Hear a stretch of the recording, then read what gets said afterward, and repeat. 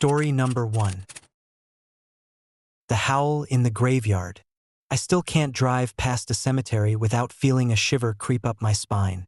Not after what happened that October night in 2018. When I saw something in the Louisiana graveyard I was supposed to be guarding.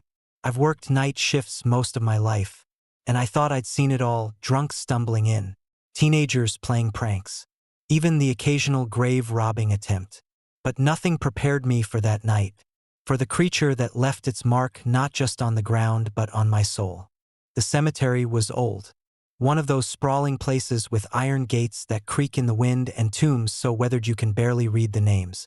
It sat on the edge of a swamp, where the humid air clings to you and the sounds of insects and frogs form a constant backdrop. It wasn't a place people visited often, especially after dark, which made my job mostly boring. But that night, the air felt different, heavier somehow, like the whole cemetery was holding its breath. The moon was full, casting an eerie glow over the rows of headstones and the moss-draped oaks that stood like sentinels. My shift started around 10 p.m., and I was doing my usual rounds, flashlight in hand, scanning the shadows for anything out of place. By midnight, the sounds of the swamp seemed to fade, replaced by a strange, oppressive silence. Even the crickets stopped chirping.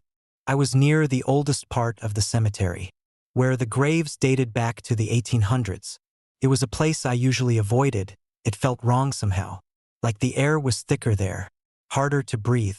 But that night, something drew me in. Maybe it was the silence, or maybe it was the faint glow I thought I saw coming from one of the tombs. As I approached, the beam of my flashlight caught something that made my blood run cold.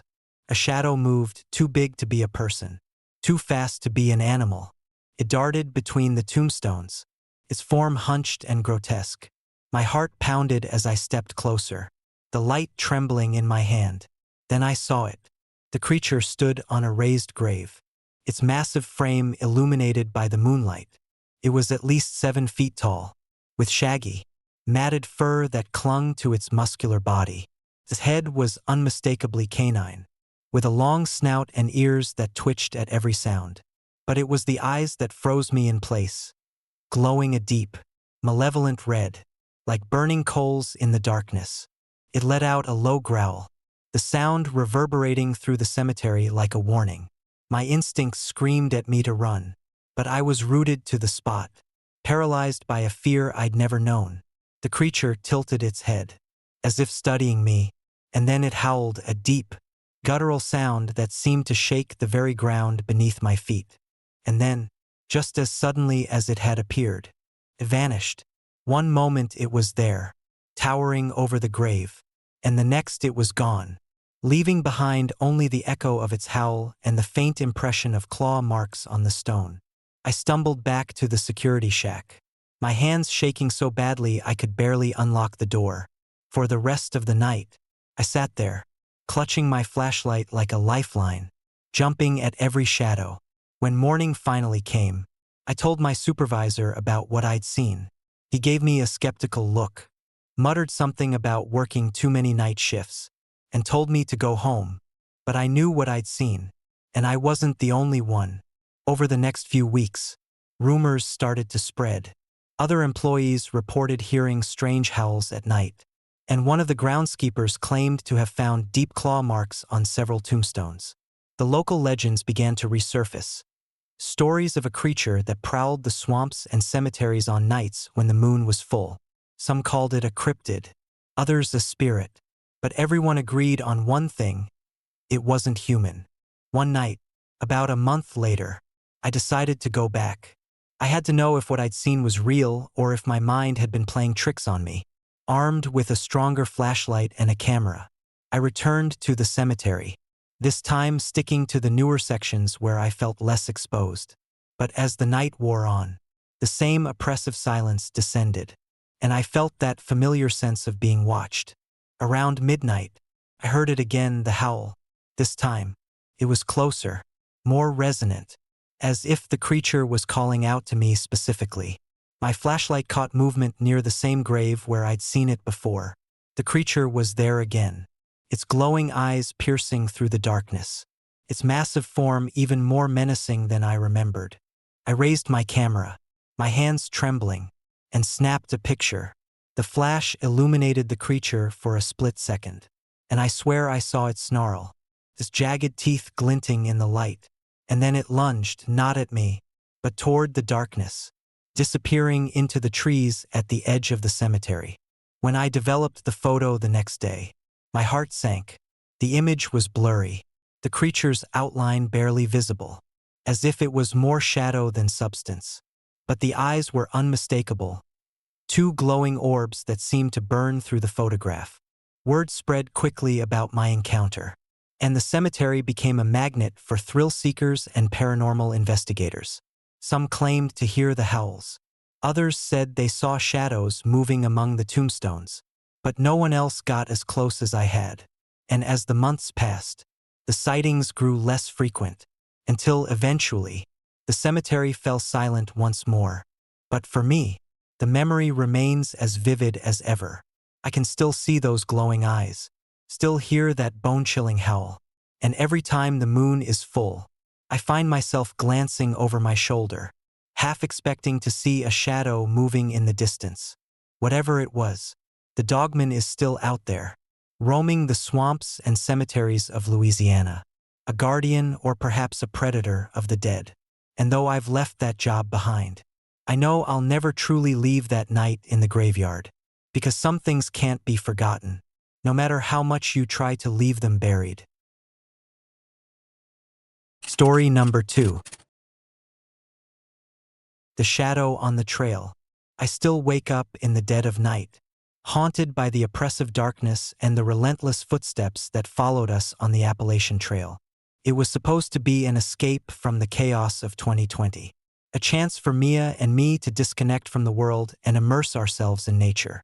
We'd planned for weeks, a 3-day hike through the rolling hills and dense forests of Kentucky, with nights spent under the stars and days filled with the simple joy of walking. But what awaited us in those woods wasn't serenity. It was something far older, far darker, and far more terrifying than we could have imagined.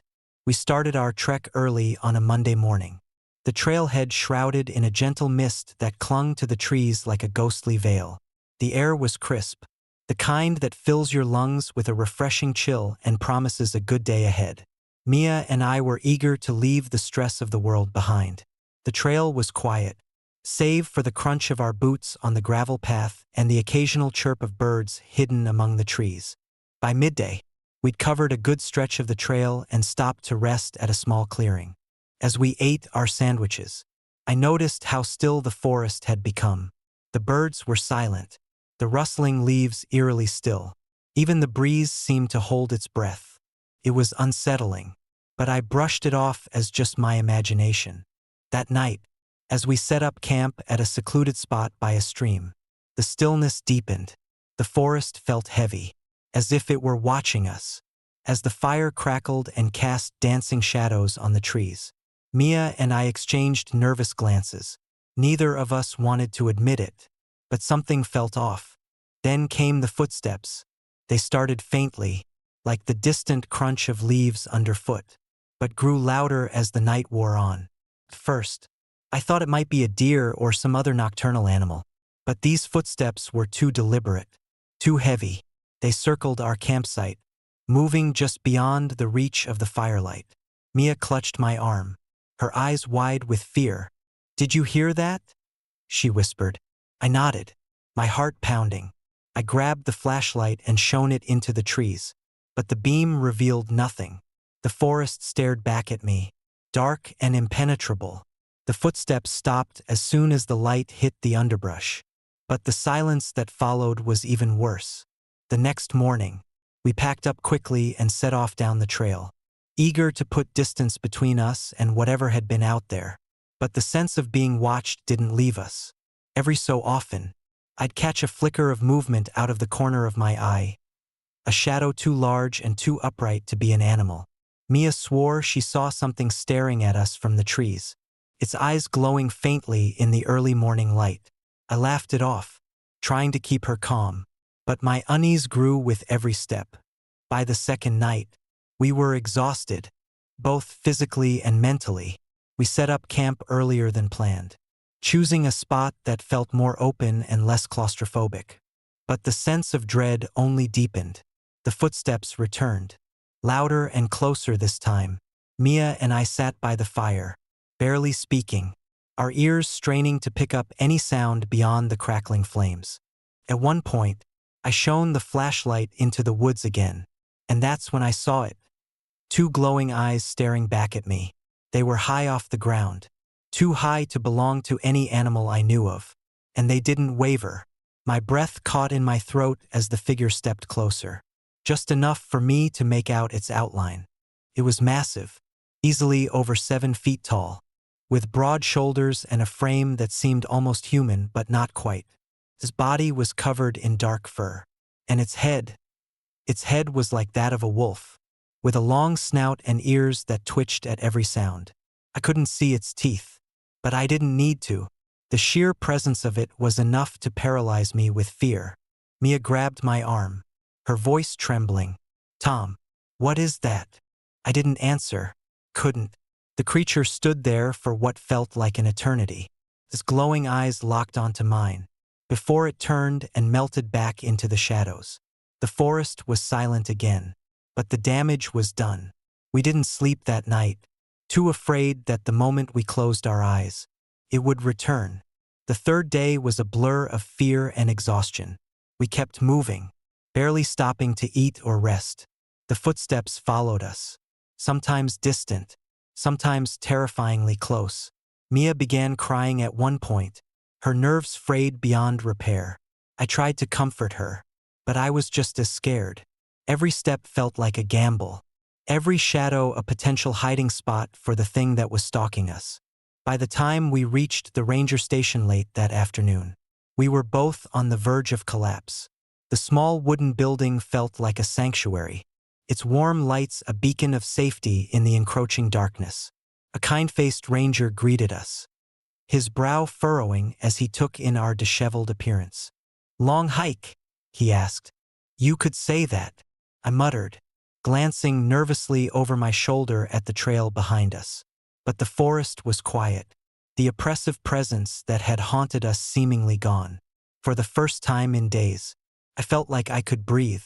We told the ranger about our experience, expecting skepticism or laughter, but his expression grew serious. He leaned forward, lowering his voice. "You're not the first to report something like this," he said. "Hikers have been talking about something out there, big, fast, eyes like fire.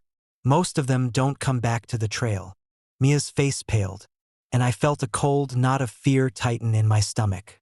The ranger didn't elaborate, and I didn't ask. We left the station shortly after, drove home in silence, and swore we'd never set foot on that trail again. To this day, I don't know what we encountered out there.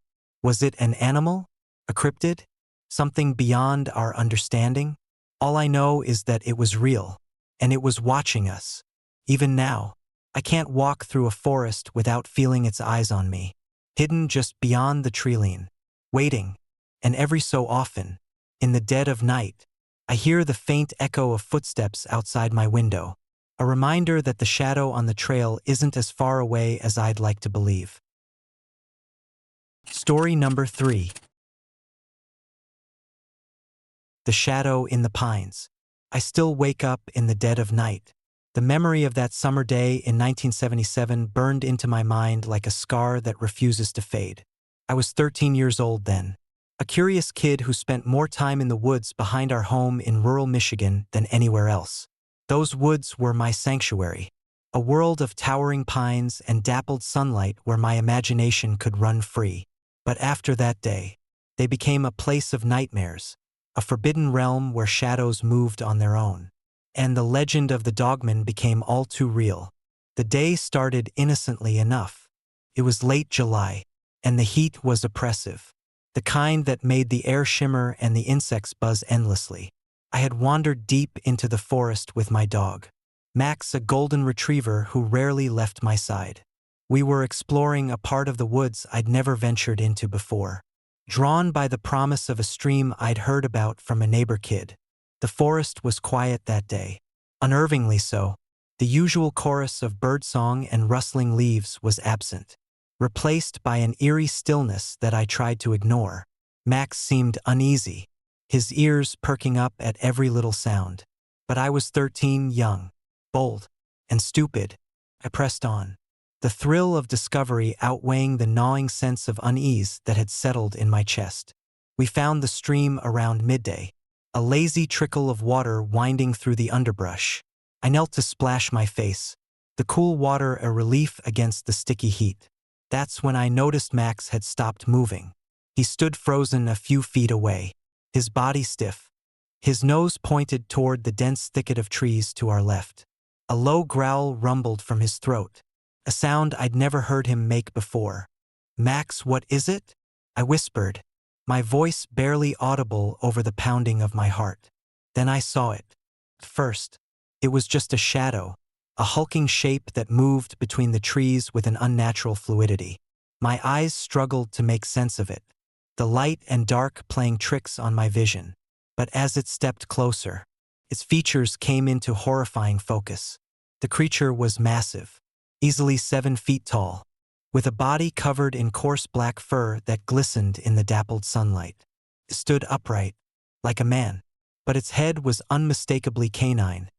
A long snout filled with jagged teeth, ears that twitched with every sound, and eyes that glowed a sickly yellow. It looked like something torn straight from a nightmare, a grotesque blend of wolf and man that shouldn't exist. I froze, my legs rooted to the ground as if the earth itself had swallowed me. Max barked once, a sharp, terrified sound, and the creature's head snapped toward us. For a moment, we locked eyes, and in those glowing orbs, I saw a terrifying intelligence. This wasn't just an animal. It was something else, something ancient and malevolent. The creature let out a low growl, the sound vibrating through the air like a warning. Then it took a step forward, its claws sinking into the soft earth. That was enough to jolt me into action.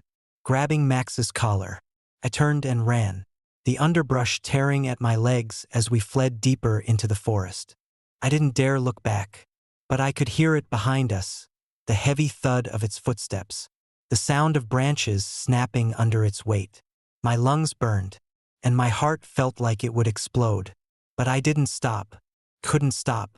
When we finally broke through the treeline into the clearing near our house, the noises stopped.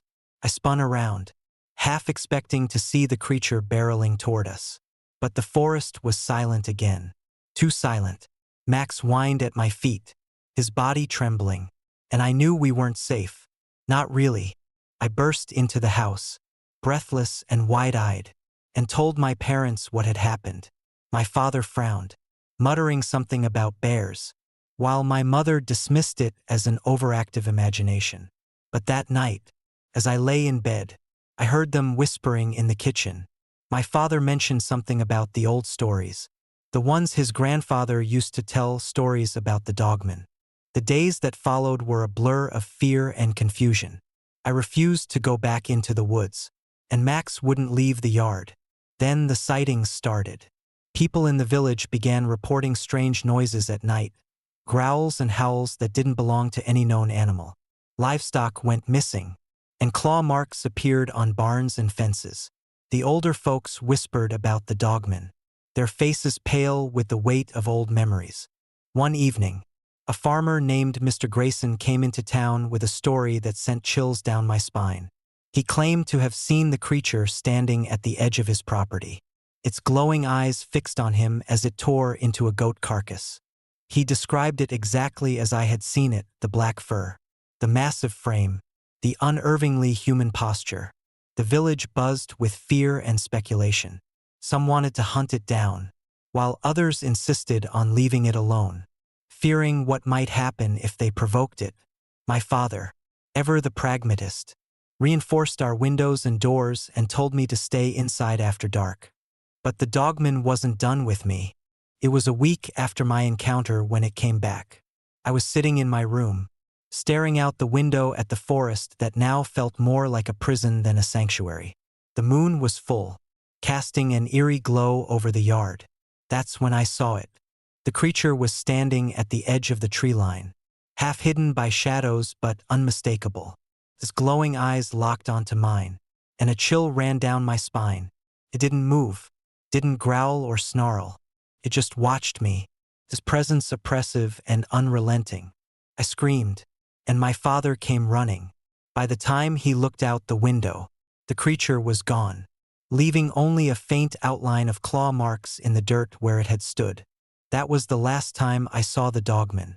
But the fear it instilled never left me. Over the years, others in the village reported sightings, each encounter adding to the legend. Some claimed it was a guardian spirit, others a cursed soul doomed to roam the woods. Whatever it was, I knew one thing: it was real. Even now, decades later, I can't walk through a forest without feeling its presence. A shadow that lurks just beyond the edge of sight. The Dogman may be a legend to some, but to me, it's a reminder of a summer that turned my childhood sanctuary into a place of nightmares. And every time I hear the wind rustling through the trees, I wonder if it's still out there, watching, waiting. Story number 4. The Midnight Chase. I still wake up in the dead of night, heart pounding, as if the shadow of that encounter on an isolated Ohio backroad is still chasing me. It was the fall of 2015, and I had been working the graveyard shift as a delivery driver for nearly 5 years. Driving through desolate highways and forgotten rural paths had become routine, almost comforting. But that night, as I drove along that empty stretch of Route 162, I came face to face with something that defied reason and nearly shattered my sanity. Ohio's rural roads are hauntingly quiet at night. The dark seems thicker there, the silence broken only by the hum of my engine and the occasional rustle of leaves stirred by the wind. I was halfway through my shift, the back of my van loaded with packages destined for homes scattered across the state's more remote regions. The road was pitch black, the trees on either side forming a tunnel that swallowed the beams of my headlights. The first sign that something was wrong came around 2:30 a.m. I had just passed a small cluster of abandoned buildings, a derelict barn and a farmhouse with boarded-up windows, when I noticed movement in the corner of my eye. At first, I thought it was a deer or some other nocturnal animal, but then I caught a glimpse of something bigger, much bigger. The figure was running alongside the tree line, keeping pace with my van. My stomach tightened as I realized how fast it was moving. Whatever it wasn't running like a human or any animal I'd ever seen.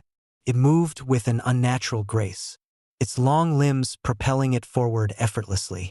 I pushed the accelerator, the engine groaning as I tried to put distance between myself and whatever was out there. But it didn't work. The creature stayed with me, its movements fluid and relentless, darting between the trees like a shadow come to life. My breath quickened as fear took hold.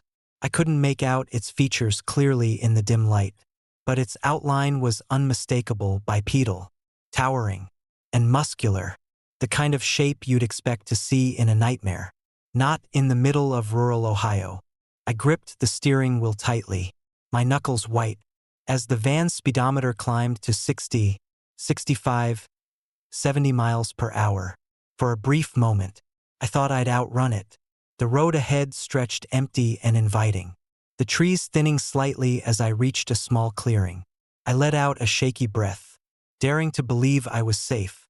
Then the growl came. It was deep and guttural, resonating through the air like a rumble of distant thunder. My blood ran cold as I realized it was coming from behind me.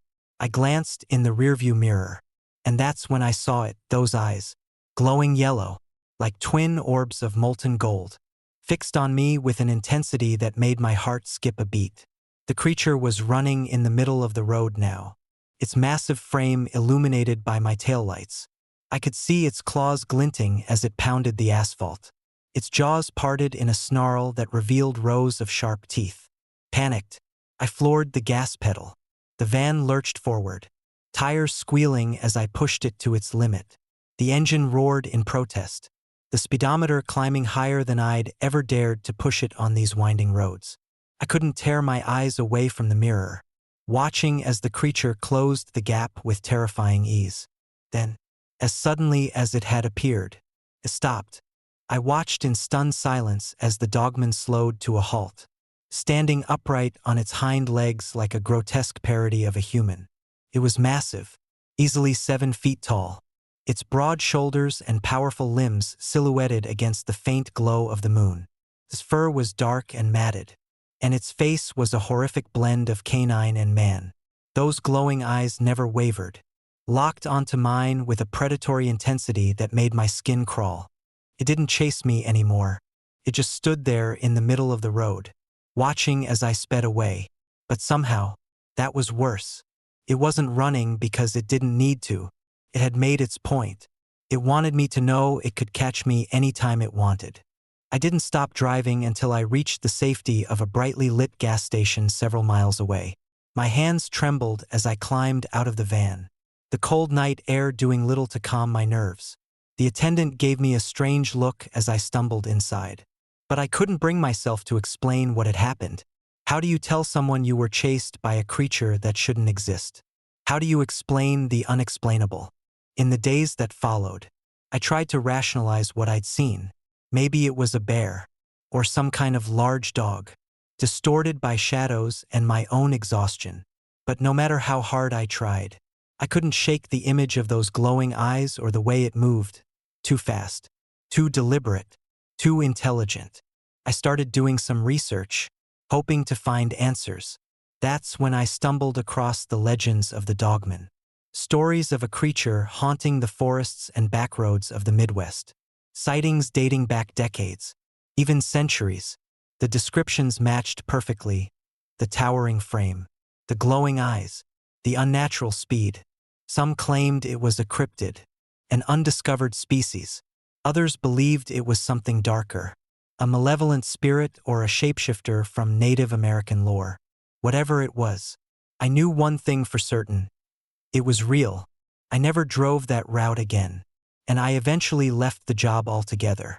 But the memory of that night stays with me, a reminder that there are things in this world we don't understand, things that lurk in the shadows, watching and waiting, and sometimes, if you're unlucky enough, they let you see them.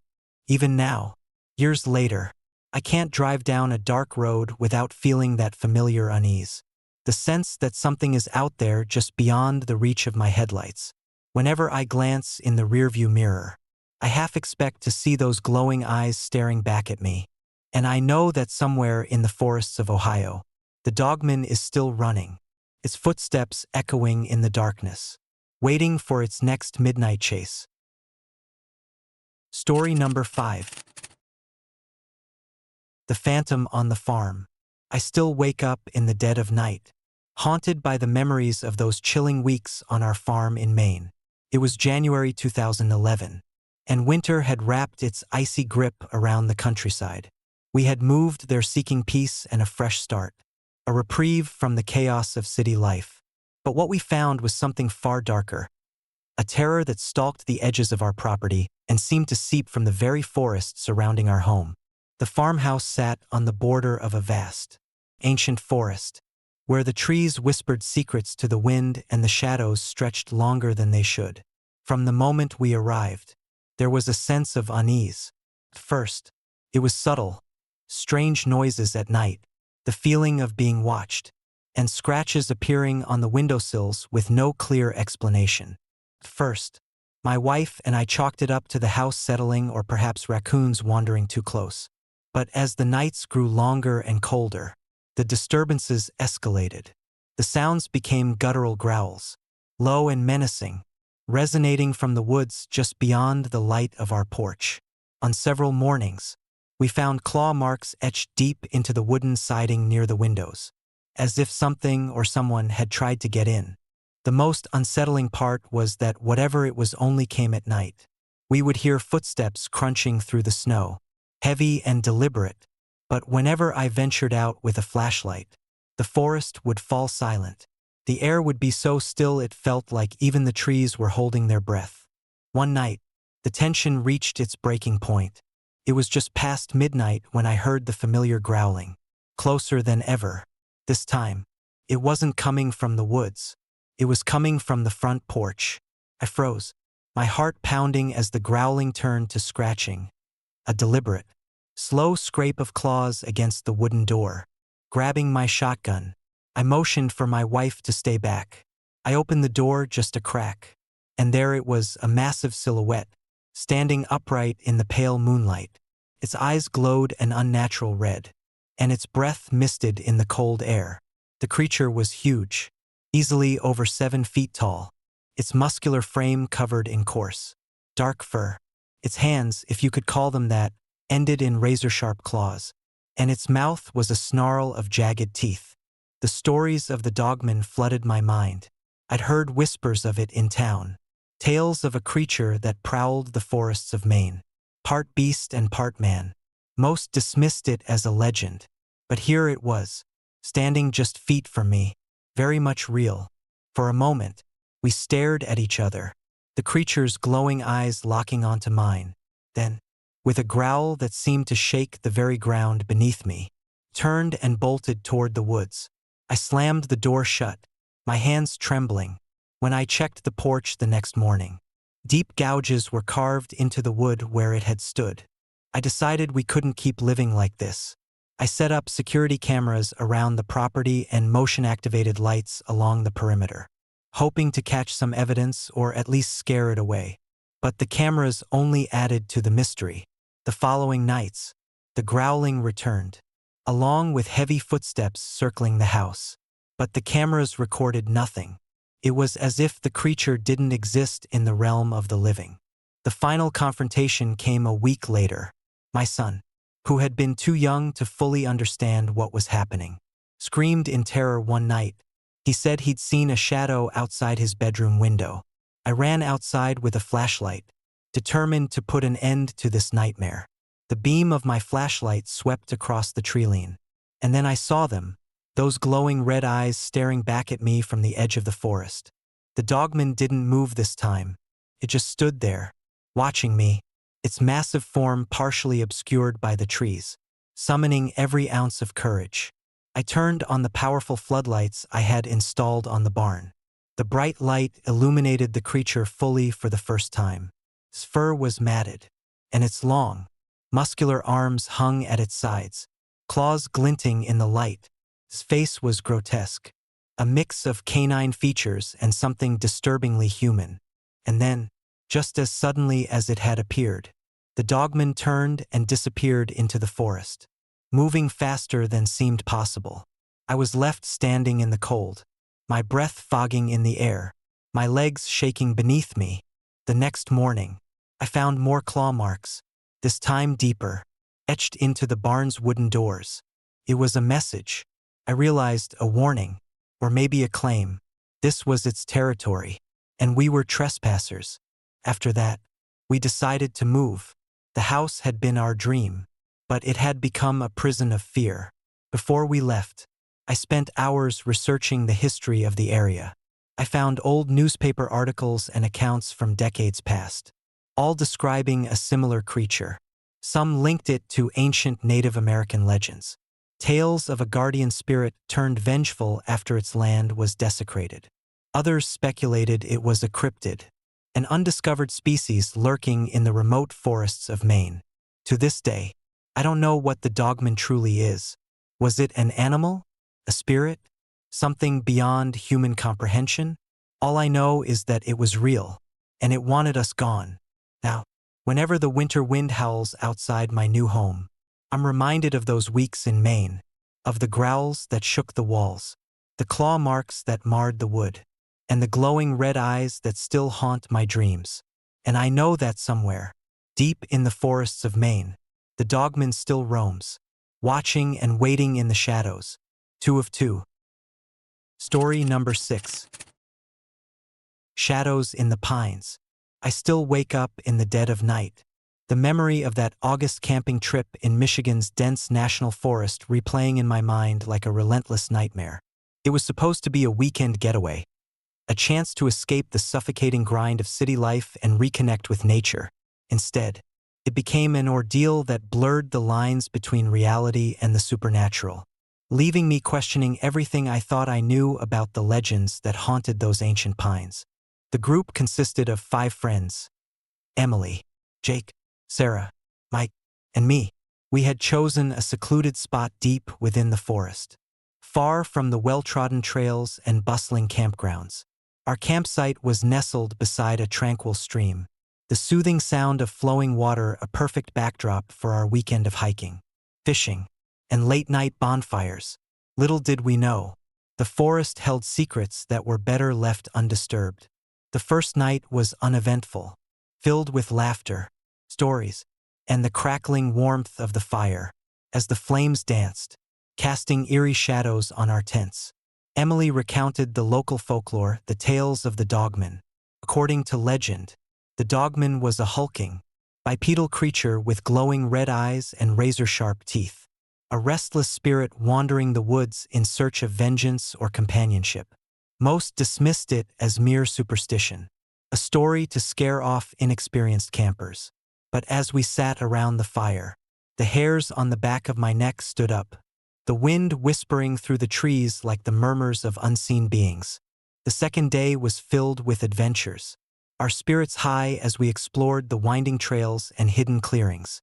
The forest seemed alive, every rustle of leaves and snap of twigs a reminder of nature's omnipresent watchfulness. By late afternoon, exhaustion set in, and we retreated to our campsite, eager to unwind before another night under the stars. As darkness enveloped the forest, a heavy silence settled over us, broken only by the occasional hoot of an owl or the distant call of a nightjar. We gathered around the fire, the flames casting long, flickering shadows that seemed to dance with a life of their own. Emily, ever the storyteller, began to delve deeper into the legend of the Dogman, her voice a soothing balm against the encroaching darkness. "People say you can hear it before you see it," she explained, her eyes reflecting the firelight. "A deep growl, footsteps that don't match any known animal, and then, out of nowhere, it appears, towering over you with those glowing eyes." Jake chuckled nervously, trying to mask his unease. "Sounds like something out of a horror movie. We're safe here, right? No wild animals in these parts." I shrugged, trying to join in the levity but failing to shake the unsettling feeling that had taken root in my gut. "Yeah, probably just some big deer or something." But as night deepened, the forest seemed to grow quieter. The usual nocturnal sounds dampened as if holding their breath. Around midnight, a sudden chill swept through our campsite, the temperature dropping sharply despite the summer month. The fire flickered, casting ghostly shadows that twisted and contorted in unnatural ways. "Did you guys feel that?" Sarah asked, her voice barely above a whisper, before anyone could respond. A low, guttural growl echoed through the trees, sending a shiver down my spine. It was deep and resonant, unlike any animal call I'd ever heard. The sound seemed to move through the forest, growing louder and closer, the source hidden in the dense darkness. Jake grabbed his flashlight, the beam cutting through the night like a knife. "Probably just a coyote," he said, though his voice lacked conviction. But there was no coyote in sight. The growling persisted, a menacing presence that made the hairs on my arms stand up. I felt a primal fear take hold, the stories we'd laughed off now creeping into the realm of terrifying possibility. Suddenly, movement caught my eye, shadowy shapes darting between the trees, too large and too upright to be any known animal. My heart raced as I exchanged nervous glances with my friends, the air thick with tension and fear. Emily stood, her face pale, eyes wide with alarm. "We need to get out of here," she urged, her voice trembling. "Now." We hurried to pack up our gear, the urgency in her tone matching the pounding of my heart. As we moved, the growling intensified, reverberating through the forest like an ominous drumbeat. The shadows seemed to close in around us, the trees forming dark silhouettes against the night sky. Just as we reached the trailhead, a pair of glowing red eyes appeared in the beam of Jake's flashlight, staring directly at us from the edge of the woods.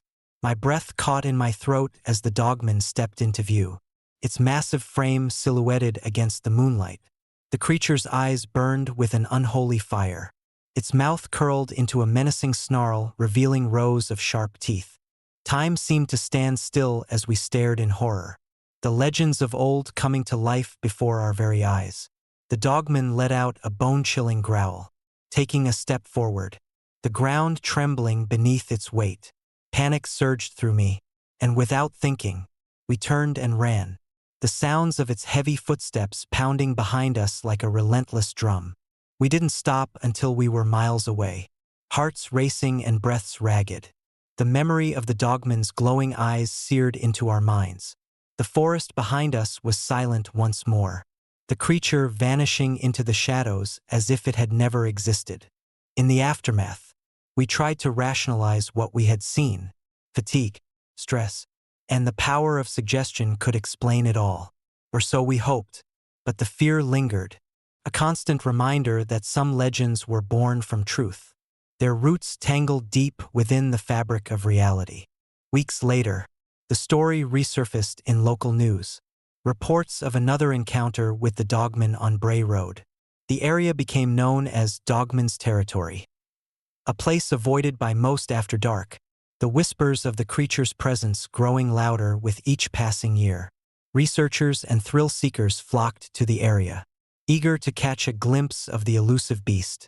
But few returned with answers, their stories adding layers to the already thickening legend. For me, the experience left an indelible mark, a blend of fear and fascination that drove me to delve deeper into the myths and realities of the supernatural. I began researching the history of Brown Mountain and the indigenous tribes that once inhabited the region, uncovering tales of tragic deaths and restless spirits that fueled the legends we had encountered. One particularly cold night, as I sat alone in my study, poring over old manuscripts and faded photographs, I felt a presence in the room. The temperature dropped, my breath visible in the frigid air, and the faint sound of growling echoed through the silence.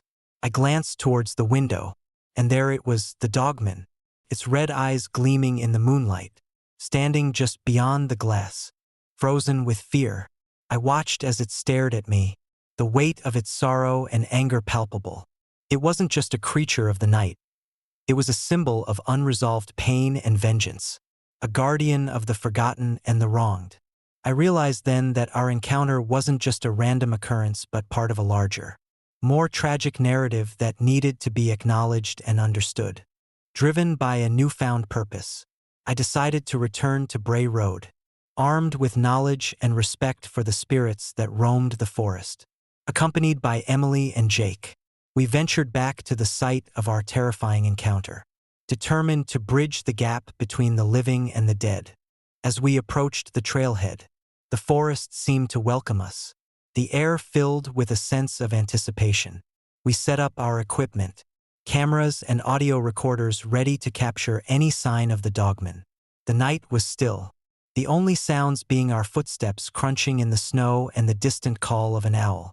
Hours passed with no sightings, the forest holding its secrets tightly. Just as hope began to wane, the same low growl echoed through the trees, sending shivers down our spines. The ground beneath us trembled as the Dogman emerged once more, its eyes burning with an intense red light. But this time, there was a different energy about it, a sorrowful longing that seemed to transcend its fearsome appearance. "Why do you haunt these woods?" I called out, my voice steady despite the fear gripping me.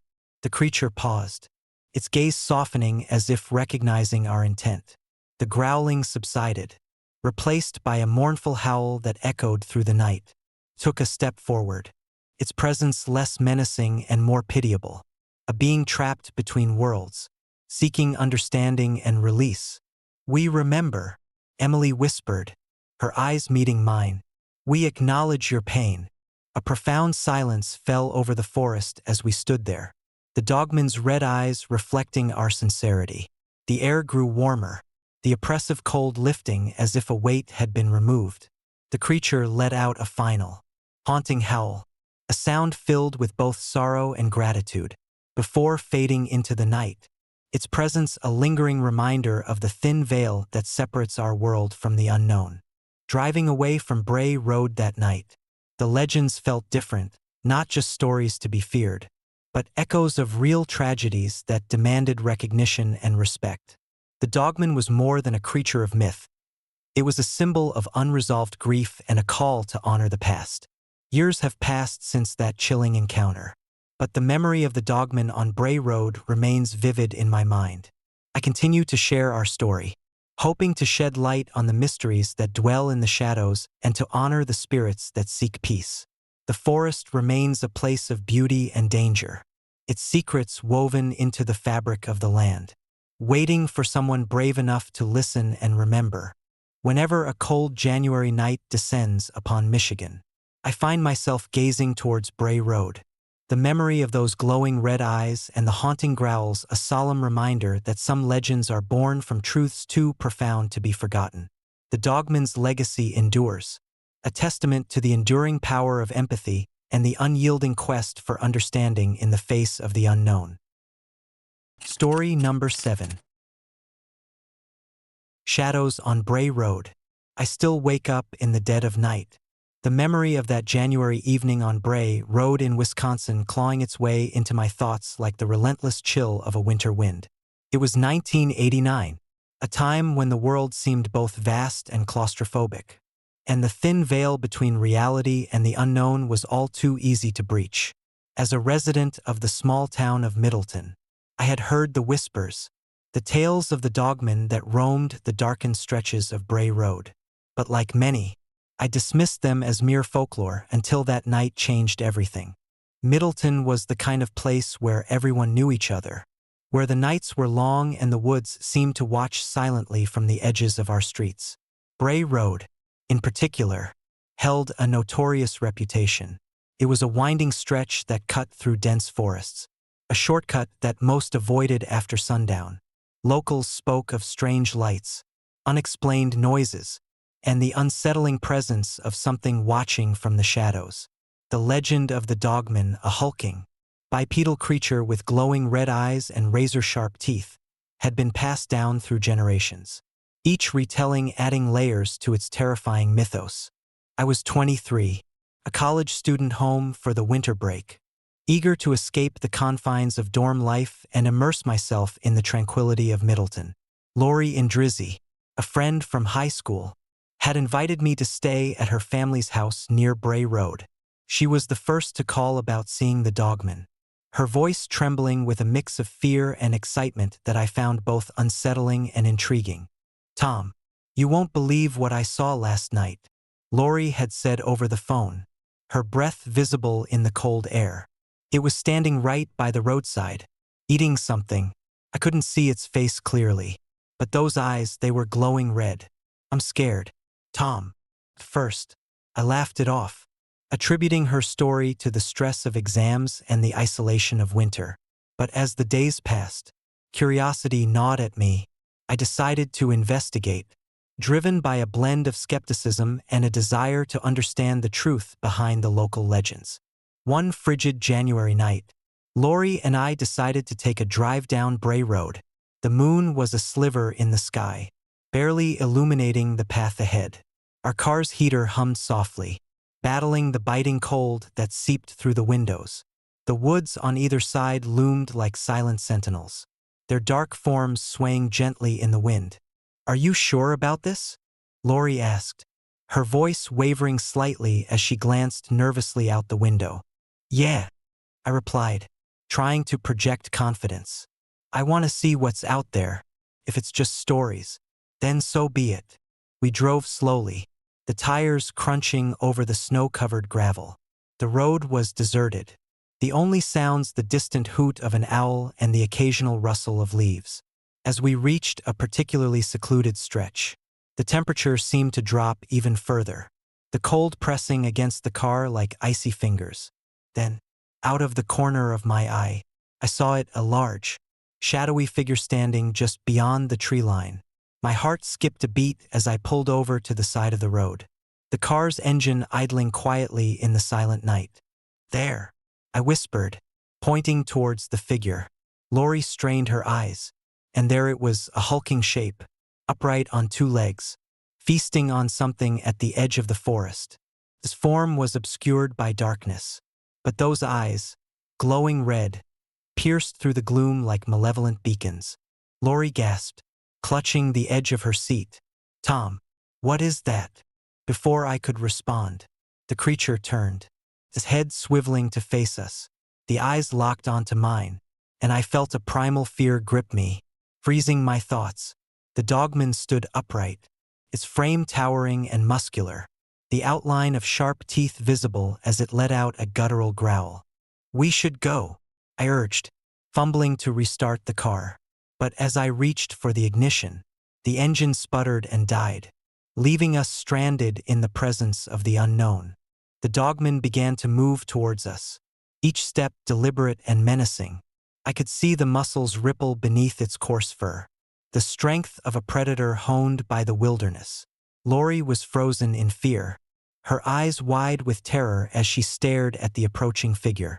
"Tom, do something," she whispered, her voice barely audible over the pounding of my heart.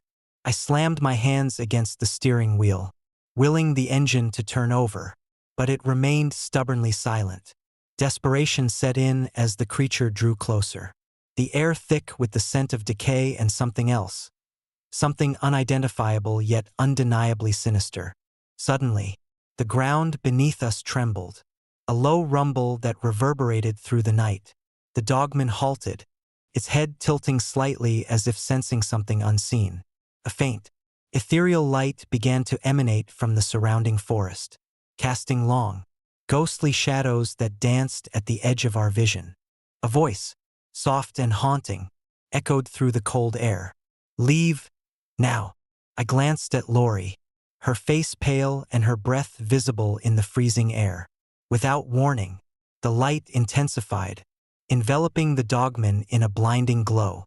The creature let out a piercing shriek, its form beginning to distort and fade as the light consumed it. In an instant, it vanished, leaving us alone in the silence once more. The engine roared back to life, as if nothing had happened, and I slammed the car into gear, fleeing the scene as quickly as possible. We didn't stop until we reached the safety of Lori's home. The memory of the encounter seared into our minds. In the days that followed, we couldn't shake the feeling that we had witnessed something otherworldly. The local authorities dismissed our story as a product of the harsh winter and our imaginations. But the evidence was undeniable: the glowing red eyes, the sheer size and power of the creature, and the eerie voice that had implored us to leave. Determined to uncover the truth, I delved into the history of Bray Road and the legends that had kept the townsfolk wary for generations. I discovered accounts of Native American tribes who had once inhabited the region, tales of tragic massacres, and stories of restless spirits seeking vengeance for their untimely deaths. The Dogman was more than just a mythical creature. It was a manifestation of unresolved pain and anger, a guardian of the land who had been wronged and now sought justice in the shadows. One snowy evening, months after our encounter, Lori and I decided to return to Bray Road, this time armed with knowledge and a sense of purpose. We wanted to understand the connection between the Dogman and the restless spirits of the past, to bring peace to both the living and the dead. As we drove down the familiar path, the cold wind biting at our faces, the forest seemed to watch us with an unspoken warning. The moon was a bright sentinel in the sky, casting a silvery light that illuminated our way. We reached the secluded stretch where we had first encountered the Dogman, the silence heavy and oppressive. This time, we were prepared, equipped with cameras, voice recorders, and a deep sense of determination. We sat in the car, waiting for any sign of the supernatural. Hours passed in tense anticipation, the night stretching on endlessly, just as dawn began to break, painting the sky with hues of pink and orange. The air grew still. Then, as if answering our call, the ethereal light from the forest began to shimmer and dance once more. The Dogman appeared, its form more defined and powerful than before, standing by the roadside as if waiting for something. We watched in awe and fear as the creature approached, its eyes still glowing with that intense red light. But this time, there was a different energy about it, one of sorrow and longing rather than pure menace. "Why are you here?" I called out, my voice steady despite the fear gripping me. The dogman paused, its gaze softening as if recognizing our intent. The haunting voice echoed once more, clearer and more heartfelt than before. "Remember us. Honor our pain." Understanding dawned on me, we were not mere witnesses to a legend, but participants in a centuries-old plea for remembrance and justice. The dogman was a bridge between the past and the present, a reminder of the lives lost and the stories left untold. As the first light of dawn touched the treetops, the dogman began to fade, its form dissolving into the morning mist. The ethereal glow subsided, replaced by the warmth of the rising sun. We sat in silence, the weight of our experiences settling over us like the final snowflakes of the night. Driving back to Middleton, Lori and I felt a profound sense of fulfillment. We had connected with something beyond our understanding, something that demanded recognition and respect. The legends of Bray Road were not just stories to be feared, but reminders of the deep scars left by history and the enduring spirits that seek peace. Years have passed since that night, but the memories remain vivid, a testament to the thin veil that separates our world from the unknown. I continue to share the story of our encounter, hoping to honor the restless souls of Bray Road and to remind others that some legends hold truths that transcend time. Whenever I pass by Bray Road, especially during the cold, quiet nights of January, I can't help but glance towards the darkened woods. The memory of those glowing red eyes and the haunting plea of the dogman, a reminder that some mysteries are meant to be remembered and respected. The shadows on Bray Road continue to whisper their stories, their presence a solemn reminder that history is never truly forgotten, and that the spirits of the past still watch over us, guarding their secrets in the depths of the night.